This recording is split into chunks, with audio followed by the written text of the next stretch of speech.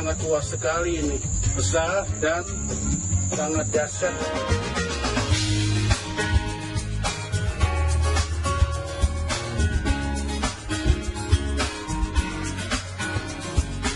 Belut memang kaya manfaat. Selain gurih rasa dagingnya, belut memiliki kandungan gizi protein yang cukup tinggi. Tidak heran, makanan berbahan baku belut juga semakin digemari. Jenis produk olahannya juga semakin beragam, mulai dari keripik, abon, hingga dendeng belut.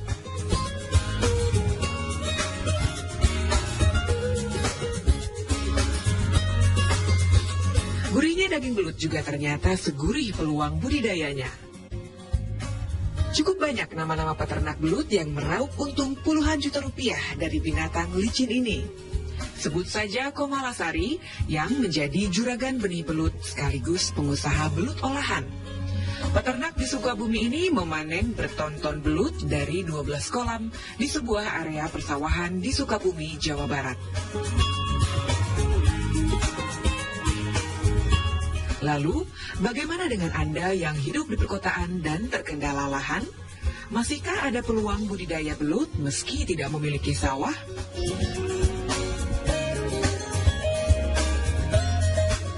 Ruslan Roy punya jawabannya. Peternak belut di Jakarta Selatan ini memperkenalkan budidaya belut di media tong atau drum. Hasilnya pun cukup lumayan. Jika hanya sebagai bisnis sampingan, maka memiliki 10 tong saja sudah cukup untuk menambah penghasilan. Atau, jika Anda ingin mengandalkan budidaya belut sebagai satu-satunya mata pencaharian, maka Anda bisa membuat apartemen tong.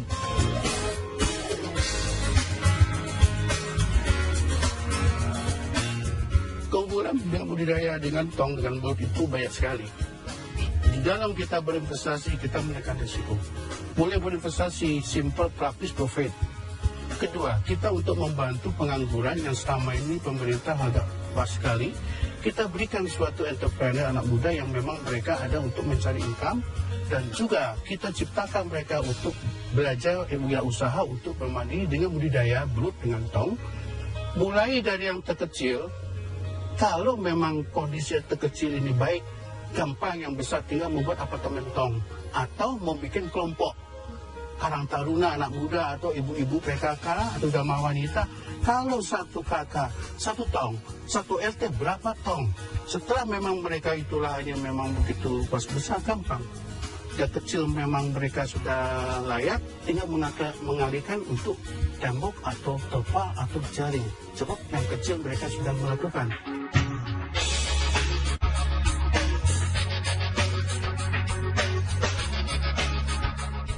Prospeknya sangat luas sekali, dahsyat. Khusus untuk kebutuhan di dalam negeri saja, kebutuhannya sudah baik sekali, apalagi untuk ekspor. Permintaan yang sudah kita buat sampai saat ini itu belum menutupi hanya sampai 11-12% daripada kondisi yang ada. Sebab selama ini budidaya belut di Indonesia pada umumnya mengandalkan alam, tidak dibudidayakan. Oleh karena itu, proses yang memang saya amati mulai dari Sabang Merauke itu baru 83% tanggapan, sisanya itu budidaya yang belum optimal. Oleh karena itu saya akan membalik.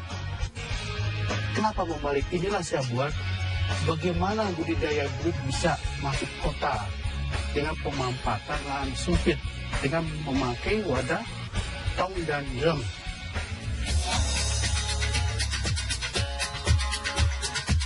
Roy Ruslan mendalami budidaya belut sejak tahun 1987 hingga saat ini. Semakin hari, prospek pasar belut semakin cerah, baik di dalam maupun di luar negeri.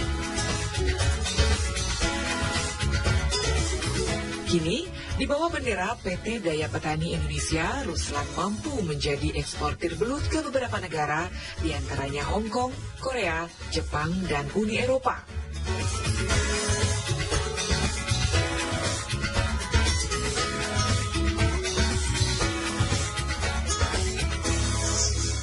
Jakarta saja, satu hari itu Jakarta kemampuan itu bisa sampai 5 ton belut.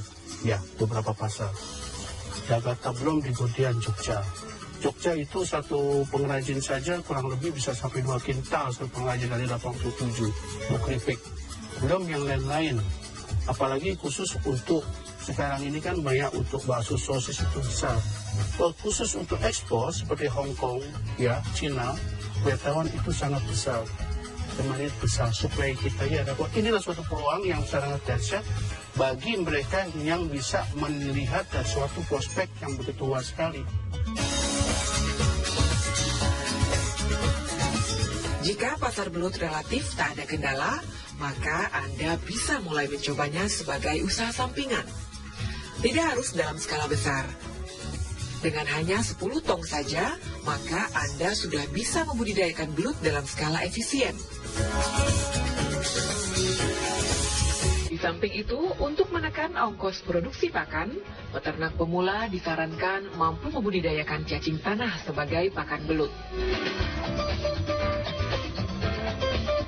Di dalam pembesaran belut, satu, kondisi apapun pakan harus kita buat dulu, yaitu kita budidayakan juga. Untuk menekan kos produksi pakan ini kita bisa bicarakan hal apa? Seperti kita budidaya cacing, bekicot, keong mas, atau hal yang limbah-limbah yang kita kasih makan belut untuk menekan kos. Selama ini budidaya perikanan, ikan konsumsi, mereka akan jatuh karena pakan. Selain pakan, kunci keberhasilan budidaya belut juga terletak pada media lumpur yang disiapkan di dalam tong. Nah, Anda tertarik menambah penghasilan dengan membudidayakan belut di pekarangan rumah? Jendela Usaha akan mengupas cara mempersiapkan media lumpur setelah jeda berikut ini. Untuk mempercepat pematangan, kita bantu dengan mikroorganisme.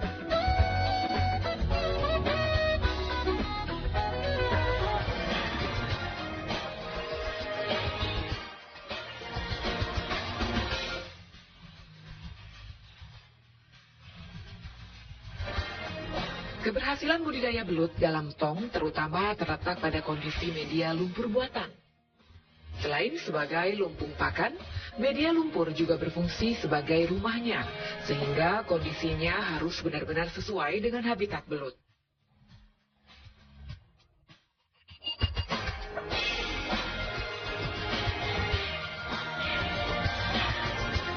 Proses pertama khusus untuk tong. Ini tong bisa tong plastik atau dari kaleng, itu bisa.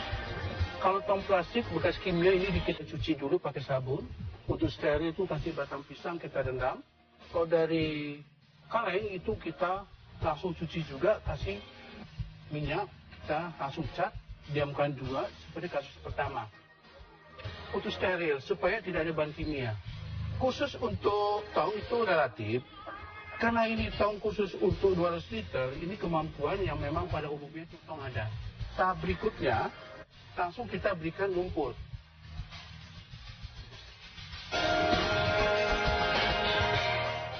Ini lumpur sawah atau lumpur bekas perikanan nggak masalah, atau tanah kebun nggak masalah.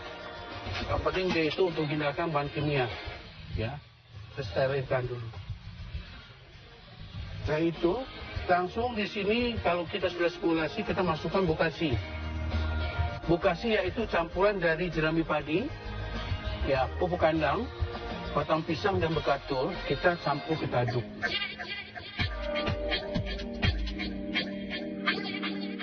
Setelah diaduk, kita tetap dikasih air.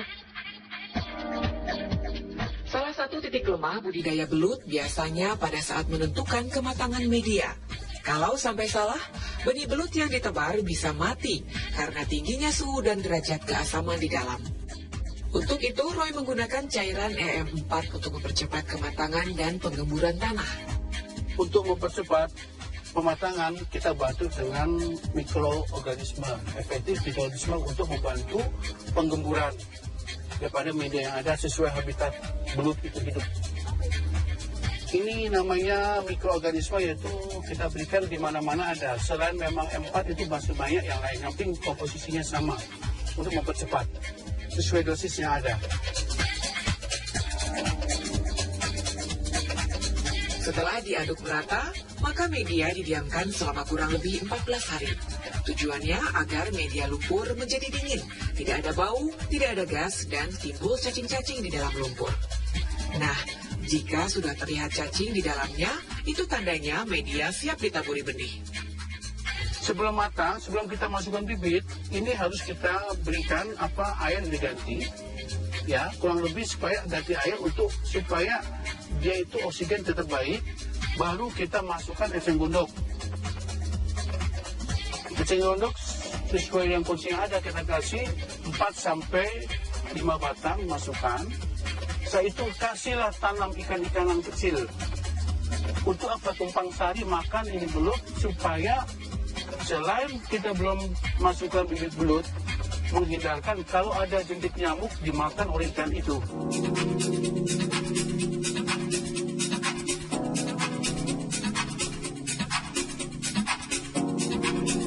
Inilah khusus untuk media matang. Bibit kita masukkan yaitu 2 kilo. Ya, dengan usia bibit 3-4 bulan. Bibit belut di sini memang ada variasi tergantung kita mau lama pembesaran atau mau cepat. Yang saya bicarakan lebih baik kita ambil bibit yang 1 kilo isi 50 atau 60 atau 40.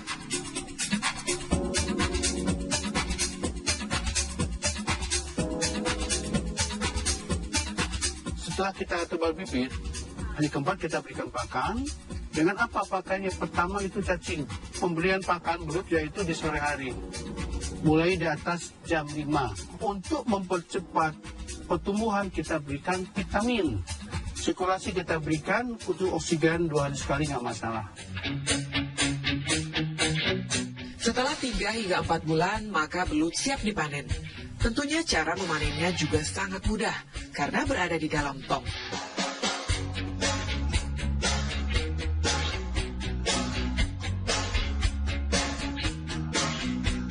Hanya perlu menyingkirkan eceng gondok dan belut ditangkap menggunakan tangan saja. Tapi hati-hati, jika tidak terbiasa, binatang licin ini akan sulit ditangkap. Nah, ini dia. Belut yang siap dipanen berusia sekitar 8 bulan. Belut sebesar inilah yang diminati oleh pasar ekspor terutama Hong Kong dan Korea.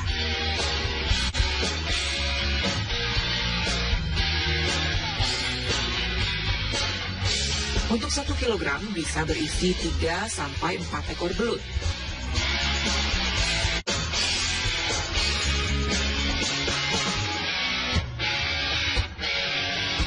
Ini sangat tua sekali ini. Besar dan sangat dahsyat ini.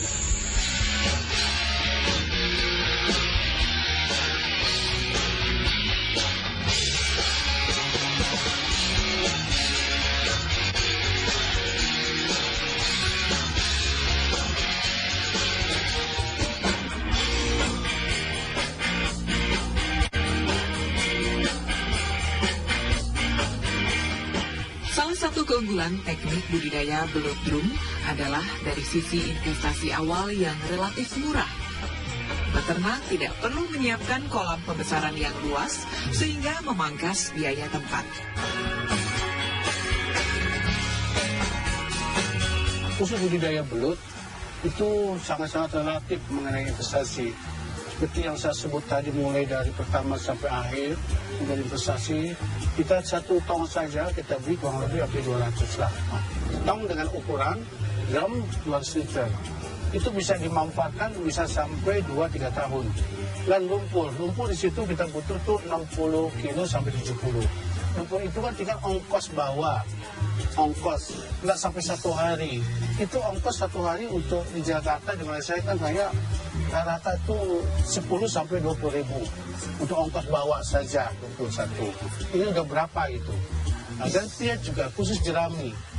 Jerami, pupuk kandang, senam batang pisang, dan juga bukato, itu kita total kurang lebih di dalam 1 tong itu, kita ambil kurang lebih 35 kilo atau 40. Ditambah bibit. Bibit maksimum itu tong kurang lebih 2 kilo, dengan usia bibit 1 kilonya itu isi 50-60 ekor. 2 kilo dengan harga 55 itu 110. Jadi ya 120 tambah 110 itu kurang lebih kan lebih 200 sekian. Ya. Tinggal masalah pakan. Pakan bisa sampai limbah rumah tangga. Apa kita cacing bisa mengambil, kiong bisa ngambil. Kita masukkan selama dia 3-4 bulan, kita ambil kurang lebih 5 kilo. 5 kilo daripada total yang ada. 5 kilo kita buat, yaitu pakan 25.000, itu hanya 25.000 tambah. Jadi total ikutnya ada, itu tidak sampai 300. Meski budidaya belut tong cukup efisien bagi peternak pemula, namun dari sisi hasil panen tidak bisa sebanyak budidaya belut dalam kolam. Sebab dalam 1 tong belut, maksimal belut yang ditebar hanya sebanyak 2 kg saja. Untuk itu, jika ingin menjadikan budidaya belut sebagai satu-satunya penghasilan, peternak harus memperbanyak jumlah tong yang dimiliki. Roy menyarankan peternak untuk membuat apartemen tong belut. Panen dari 2 kilo, kita panen kelipatan bobot 10 sampai 20 kali. Panen setelah 4 bulan, ya maksimum 9 bulan, itu kurang lebih 4 bulan, tergantung daripada bobot menghindarkan kanibal. Di belut itu usia 8-9. Kita bisa memanen, yaitu bisa usia di dalam pembesaran 3 bulan bisa, 4 bulan bisa, 5 bulan bisa. Tapi jangan berlebih daripada usia nanti kanibal. Khusus untuk sebagai bisnis komersial, mereka untuk income, ya, minimumnya itu 20 ton. Kalau bisa di-roll di dalam pemanenan. Atau sebulan sekali pemanenan, atau bagaimana supaya dia tetap panen. Bisa di-rolling. Permainan